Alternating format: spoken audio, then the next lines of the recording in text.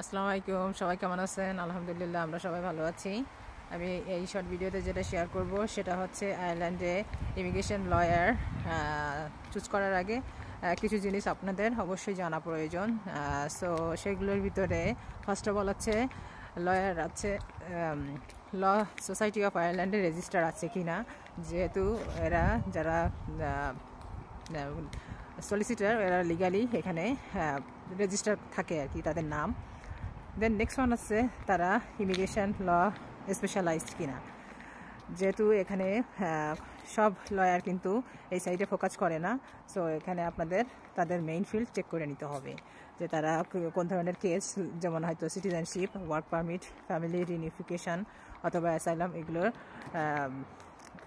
আছে কিনা, কাজ করে কিনা। দেন নেক্সট ওয়ান হচ্ছে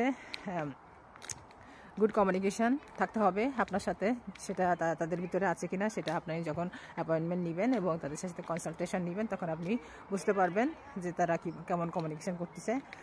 নেক্সট আছে তাদের ফিস চেক করতে হবে, যেহেতু ওদের কস্ট আছে, অনেকের আছে আপফ্রন্টে আছে, অনেকে আছে ফ্ল্যাট রেট, অনেকে আছে আওয়ারলি বিল করে।